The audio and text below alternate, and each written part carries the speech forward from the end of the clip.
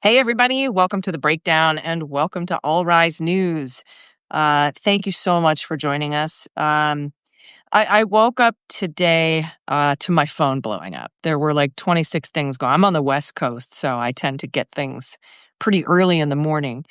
The first thing everybody wanted to alert me to uh, was what was going on with Pete Hegseth and his Macho Man rally at Quantico in Quantico, Virginia. And then the HUD website has a big red alert on it saying the Democrats are going to shut down the government, which is an absolute lie. The Republicans don't need a single Democratic vote to fund their own whatever they want to do for the next 2.5 months. And I can talk about that separately. I know some people think that 60 votes are required, but that is not the case. In fact, 11 days ago, the Republicans used their simple majority to change a rule to get 48 Trump nominees appointed all at once. They know exactly how to poke a hole in the filibuster. They can do it here if they want, if they really cared about keeping the government open, but they don't. They want to shut it down and they want to shoulder it on Democrats so that every single crappy thing they do in the next couple of months, they can try to blame on Democrats. But we're not that stupid. Anyway, I digress.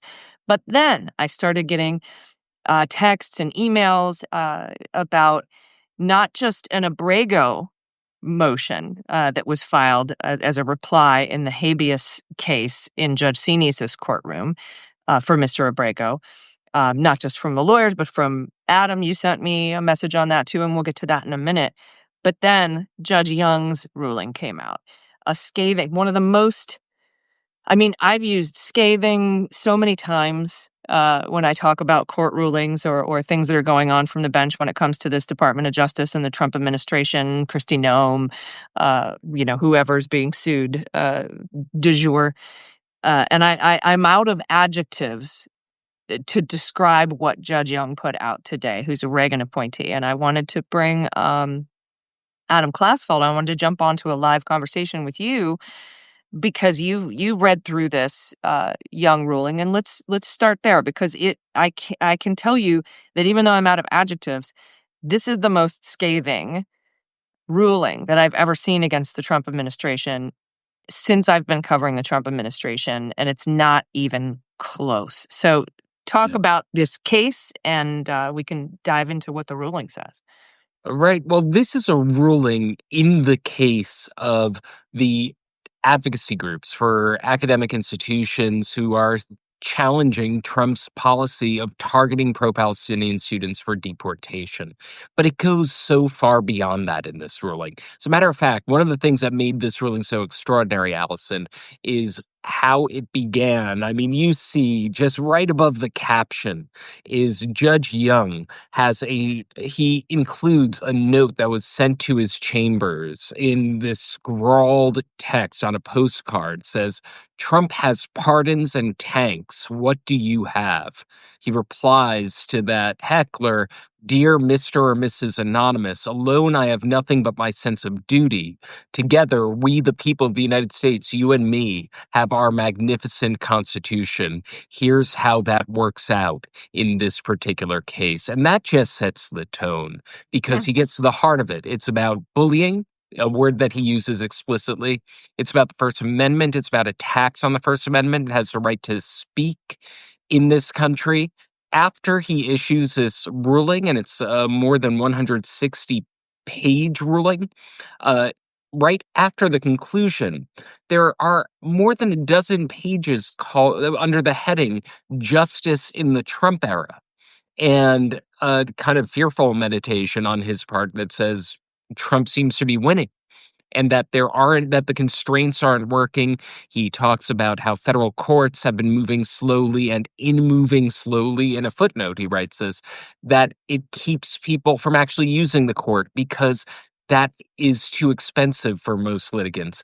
This ruling finds the Trump administration in violation of the First Amendment, says that Marco Rubio and Kristi Noem, together and through officials in the Department of State and the Department of Homeland Security, work together to violate the First Amendment rights of protesters. This isn't only the case of Mahmoud Khalil, Vermesa Ozturk, Mohsen Madawi, all the names that you have heard.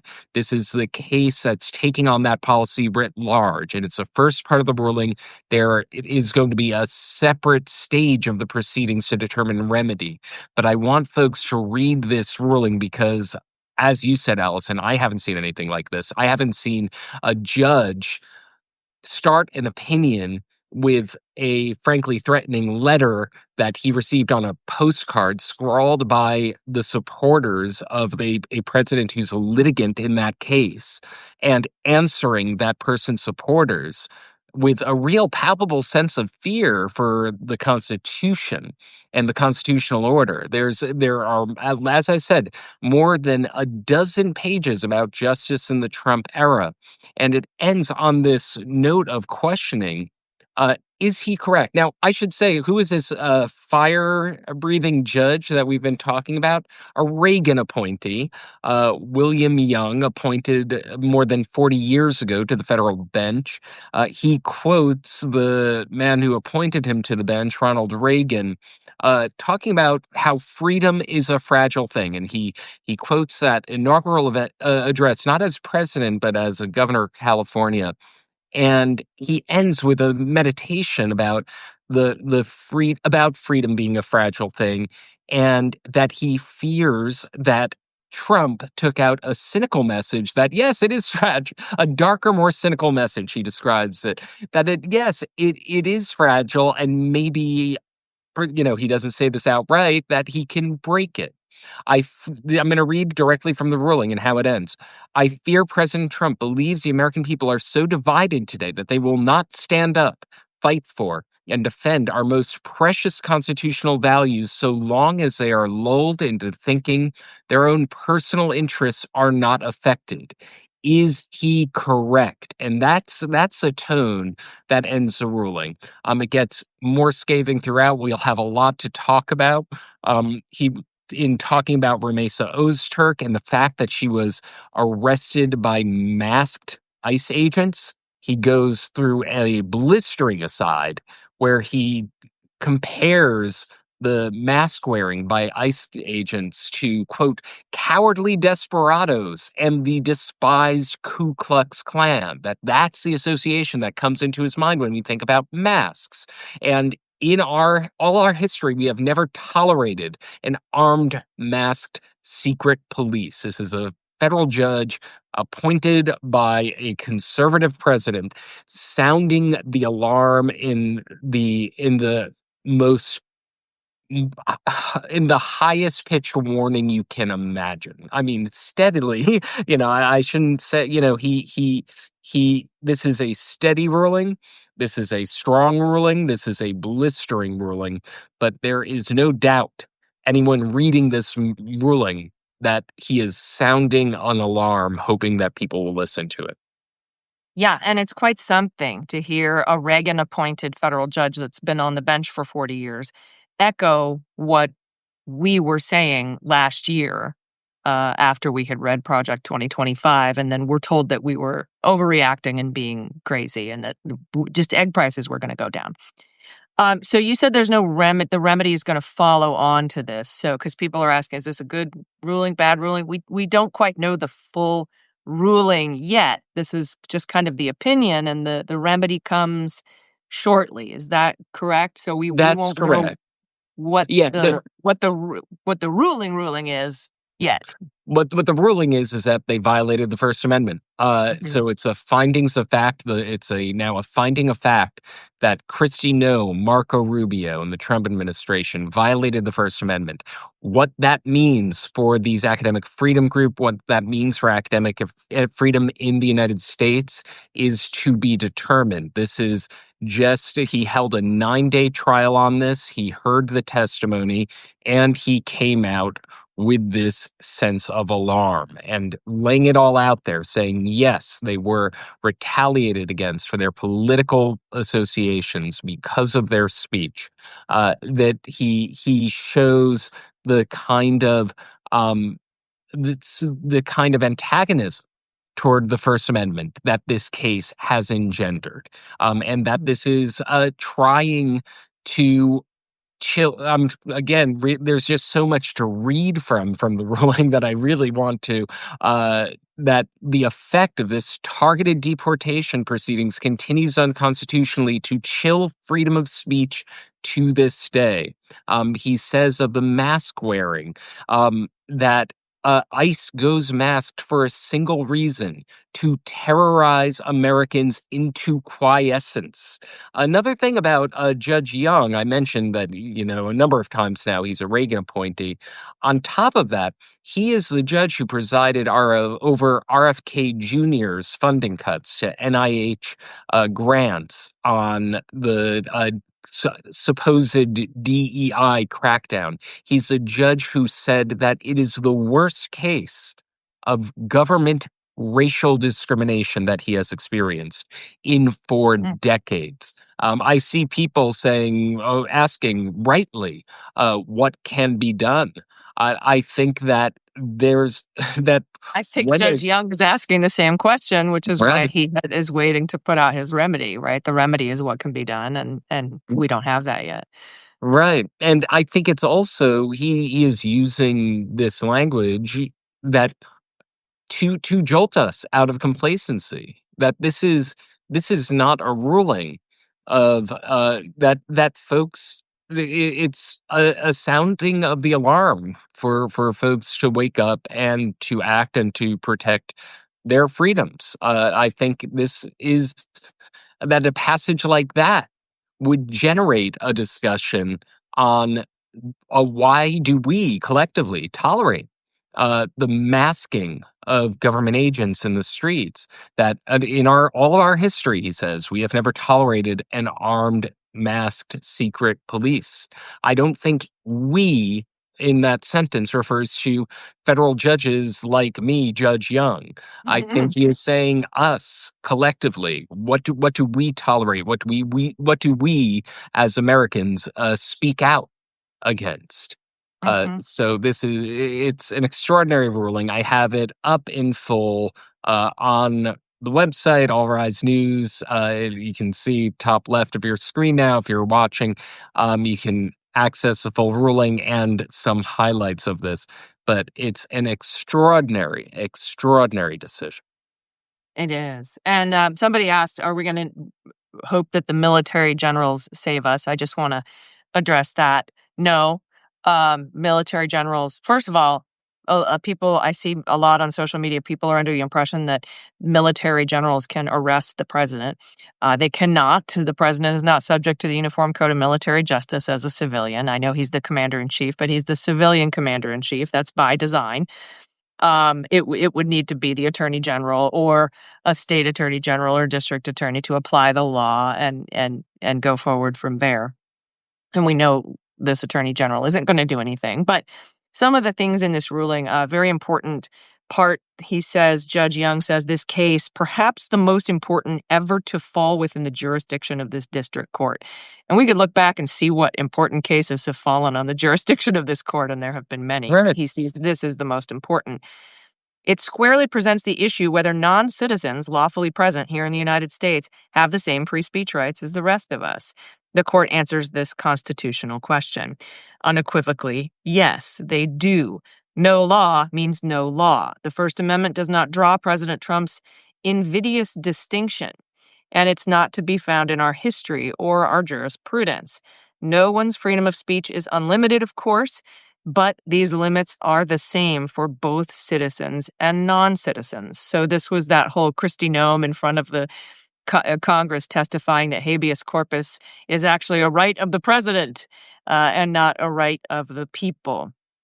Another um, uh, quote, and I think you brought this one up, this court finds by clear and convincing evidence that Noem and Rubio deliberately and with purposeful forethought took actions to intentionally chill the rights to freedom of speech and peacefully to assemble of these non-citizen plaintiffs. They have it's so important, and he drives this point home that non-citizens are protected by the Constitution and uh, responsible to it as well. If you break a law and you're a non-citizen, you will go through due process here in the United States, and you are protected by the Constitution. Whether you're a visitor, a non-citizen, a citizen, it doesn't matter. If you're here, you are protected and under the authority of the Constitution of the United States.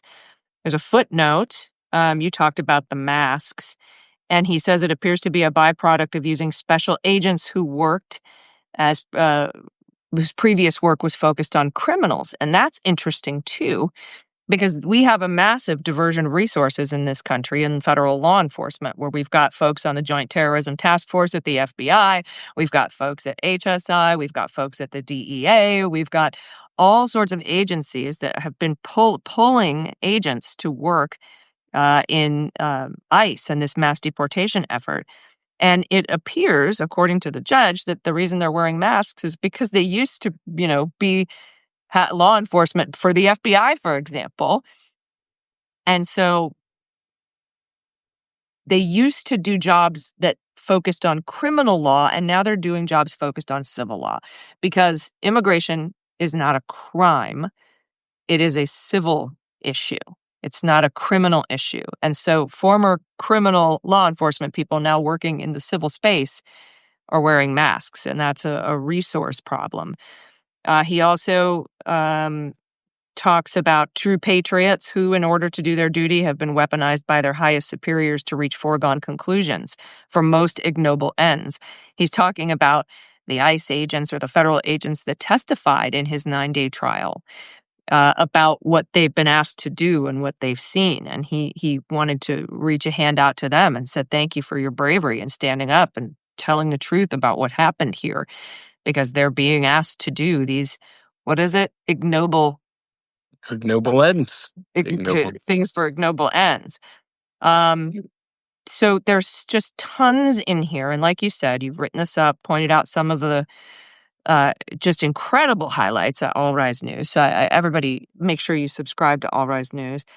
And if you can become a paid subscriber to help out Adam, that would be wonderful, because he's going to be doing some traveling pretty soon.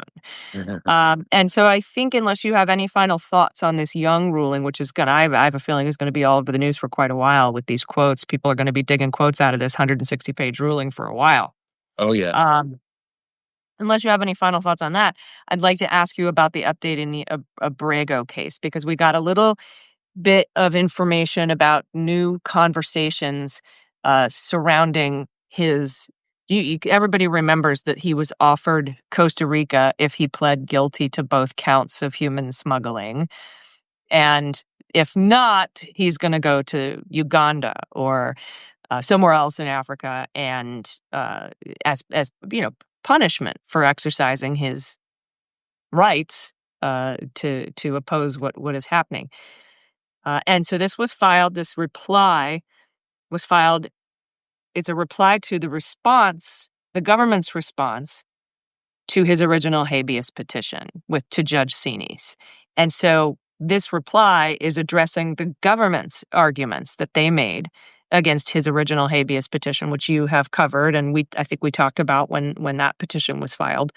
So talk a little bit about what's come up new, because when the government files their response and they make arguments against the initial habeas petition, Abrego's attorneys have the right to address those arguments even if they weren't in the original brief.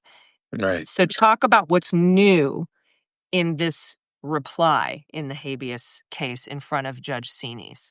Absolutely. And I'll do this a little bit obliquely in a way that gives Judge Young a transition to to Kilmar Abrego Garcia. There's a quote that he says, "We are not and must not become a nation that imprisons and deports people because we are afraid of what they have to tell us." Now, Abrego has filed a vindictive prosecution motion because he says he is being punished for fighting back, for asserting his rights, for vindicating his rights. And what happened in this new motion, Allison, is that there is the Abrego's attorneys pointed out that while the government is trying to deport him, they could have done so, and this is a direct quote, immediately had they sent him to Costa Rica, which is the place that he designated as a place, it was a country where he that provided written guarantees that they wouldn't send him back to El Salvador, where he is facing danger, that they could have tried to just deport him immediately, effectively sabotaging the right to a trial. That the trial wouldn't have existed if they sent him out of the country. But now they're trying to send him to Uganda and Eswatini. Eswatini being the last country, last remaining absolute monarchy in the African continent. So why are they trying to send him to Eswatini or Uganda? That the argument from Abrego's attorneys is they want to make an example of him because he fought back after being expelled from the United States to a terrorism prison in El Salvador where he was tortured. Uh, so that in order to prevent him from asserting those rights, they give him this ultimatum. If you plead guilty to these charges that justify retroactively or you're being expelled from the country, we'll send you to Costa Rica. If you assert your right to pretrial release that two federal judges found you were entitled to, we will send you to one of these two human rights abusing nations. And they're saying that this gamesmanship has made it so that the federal government is now unauthorized to hold him. They are not going to be able to send him, Abrego's attorneys argue, to Eswatini quickly because the Eswatini government has publicly declared they will send him right back to El Salvador. They said that in a social media post on Twitter. You had the Eswatini government telling Reuters that they were not even notified that by the U.S. government that they would try to send Abrego there. And so they're saying if there is no immediate plan to send Kilmar Abrego Garcia to Eswatini, then the government cannot justify holding him for an indeterminate period of time. Therefore, he must be released. And That that is indeterminate period of time is the punishment, right? Like, it's right. designed here. I think I read, when I skimmed the reply here from, Sean Hecker, who's a great lawyer for Mr. Abrego.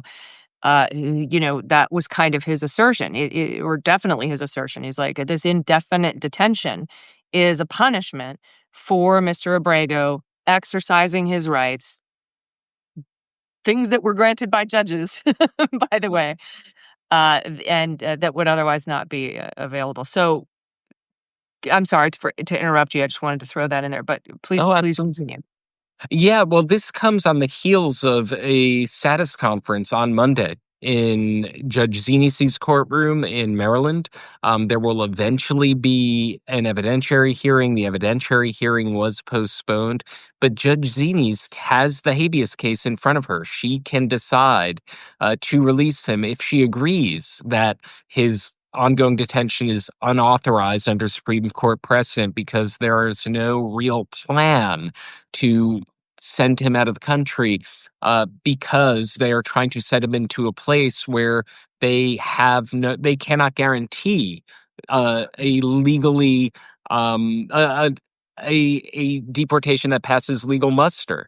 And Remember, so there's a the deportation to Eswatini or Uganda as opposed to Costa Rica is evidence that they are punishing him as well as the indeterminate detention. Is that the idea? that's absolutely one of the arguments. Another is that remember, there's a binding court order that that prohibits his detention to El Salvador. If they send him to Eswatini and Eswatini goes to Twitter and says, everyone the United States sends us, we are going to send to repatriate them to their respective countries. Well, that's just a way of doing the thing that a court order has prevented you from doing. So I think that is the argument. They're saying that, look, you had a chance to send Kilmar Abrego Garcia to a country that he designated as something that would be acceptable to him, that you, the government, put on the table originally, with written assurances from the Costa Rica government that they would protect his rights, that they're a human rights respecting country, and have committed not to refoul him right back to El Salvador.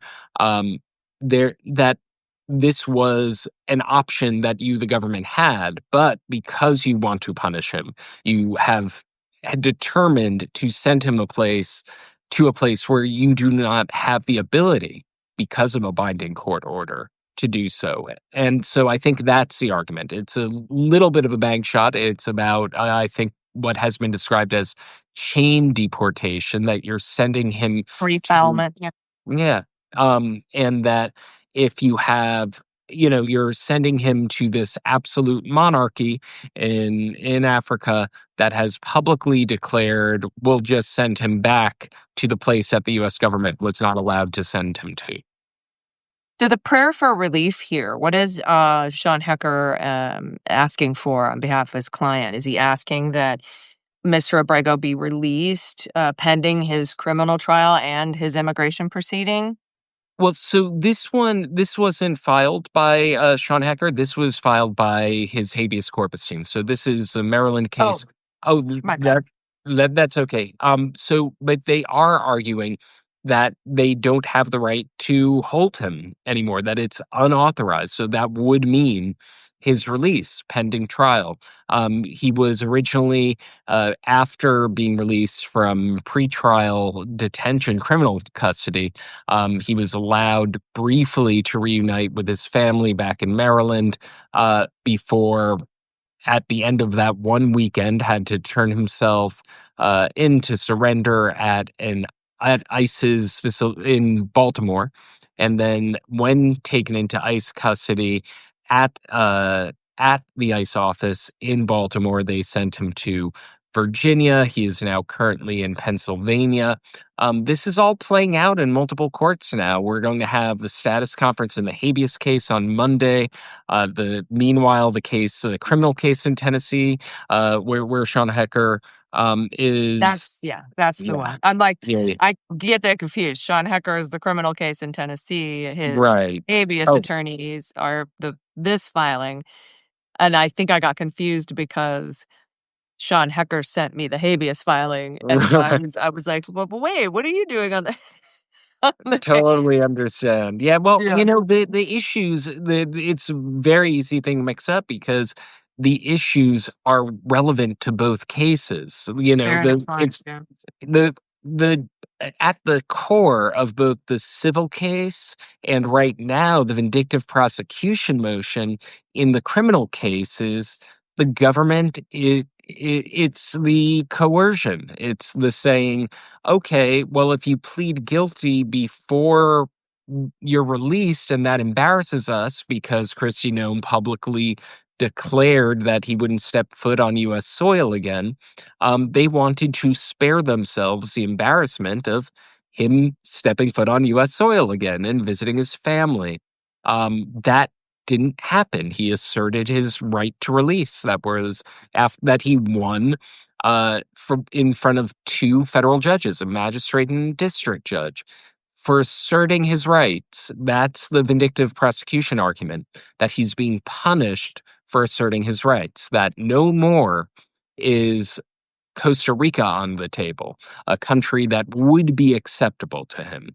Mm. Now they're contemplating sending him to Trump-friendly autocracies that We'll could just send send him him. right back to El Salvador, yeah, Correct. against his, deportation, block order from 2019.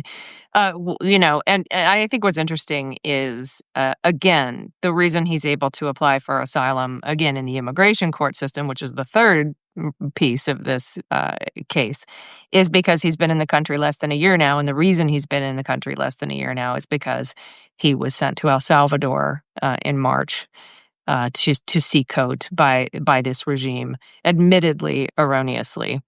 And they just refused to bring him back. And honestly, if you were asking my opinion, and I know we've talked about this a lot, they went and tried to put together a criminal case so that they could stop the discovery process in the deportation to El Salvador case, which was going to be wholly embarrassing for the Department of Justice and the Trump regime.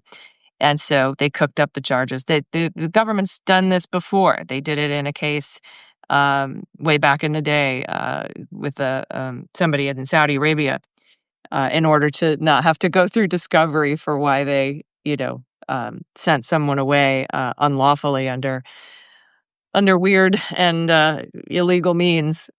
They just charged him with a crime so they could bring him back to try to save face and not have to go through that discovery process. So we'll see what happens. There's a lot to come. There's many cases, but the reason that he lost his asylum case in 2019 was because he had been in the country for more than a year and before he applied.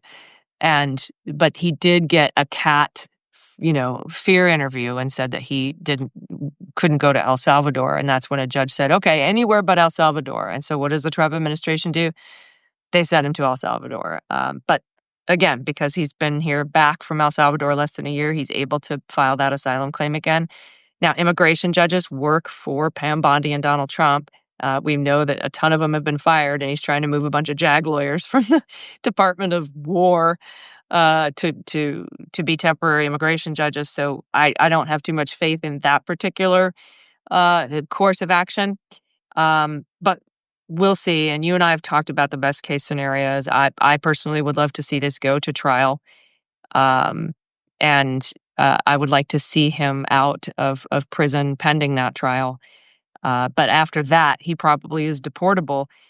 But like you said, and like the lawyers here said, because Costa Rica was available and they got guarantees from Costa Rica, a court should compel Costa Rica as the answer if the immigration courts and do find him deportable at all. So that's what we're looking at. That's the big picture. And of course, you can follow all of it on All Rise News. When is the next hearing in Abrego that you're going to be attending? And between now and then, didn't you say that you were also going to be traveling for another case? Right. So Abrego's hearing is scheduled for Monday. The plan is to go to federal court in Maryland, Greenbelt, Maryland, for Judge Zinis to check in on many of the things that we've been talking about. We'll see if there will be some arguments on a lot of these issues we've been discussing. Then at the end of the week, there is the arraignment of a former FBI director of the name of James Comey. Next week. So that next week, the Friday after this coming. So it's going to be a big week next week. And the hope is, both of them are pretty close to where I am here in New York City, and try to catch both of them and report on the ground. Yep, you're going to be spending a lot of time on the train, my friend. Oh, yes, that Northeast corridor. Yep, just hold your nose through New Jersey. I'm kidding. I love you. Oh, Uh, I am a Jersey boy. I disclosed that this morning. So, and all the time, I am proudly a Jersey boy. it's But just a very industrial area that the train happens to roll through. That's all. I understand. I understand. Anyway, thank you so much again for joining me. I'm going to be replaying this on my Substack. You'll be replaying this on your Substack. If you missed any part Absolutely. of it, you want to watch the whole thing. I'm also going to be putting this interview in tomorrow's Daily Beans podcast. If you haven't listened to the Daily Beans yet, it is free wherever you get your podcasts. It's a quick way to get your news and maintain your sanity because there's appropriate profanity. And we always end the show with some good news, whether it's listener submitted if we can't find any good news in the actual news. But it is, I think, something that one of the things I'm most proud of that I've created is this podcast. It helps keep people informed without having to pull your hair out every day. So check it out if you get a chance. Like I said, it's absolutely free to listen wherever you get your podcasts. And this interview will be in tomorrow's Daily Beans as well. Again, subscribe to All Rise News. If you can financially support, all the content is available, but if you can financially support Adam, it really helps. He's out there doing all the traveling and all the reporting on his own in an independent way. It helps keep him independent. And so he doesn't have to answer to any major corporate conglomerates. And the same with the breakdown. Right. Absolutely free to subscribe. If you're able to support us, that's great, but it's not a requirement to get our content. So I want to thank you for joining us today. And if you have any final words to share with, gosh, we have 1,500 people here listening. Thank you so much for being here. If you have any final thoughts to share with them. Well, thank you very much, Allison. Always a pleasure chatting. I'm sure we'll be chatting more with the big hearings next week. And I really appreciate everything you're saying. And you're right. This is a moment to support independent media that will not be intimidated, will not back down, and will work hard to get the facts. So We wouldn't fire Jimmy Kimmel. exactly, exactly. And we also will provide the resources for when folks do try to fire Jimmy Kimmel. How do you speak out and make those corporations back down as they did so quickly? Hmm. Yes. All right. Well, before my phone continues to blow up anymore, I'd like to bid everyone farewell. Again, click subscribe up here. Uh, Smash the heart button, as the kids say, to up the algorithm here. And we appreciate everybody joining us, and we'll see you next time. Thanks very much. I'm Allison Gill. I'm Adam Classfeld. Thanks again.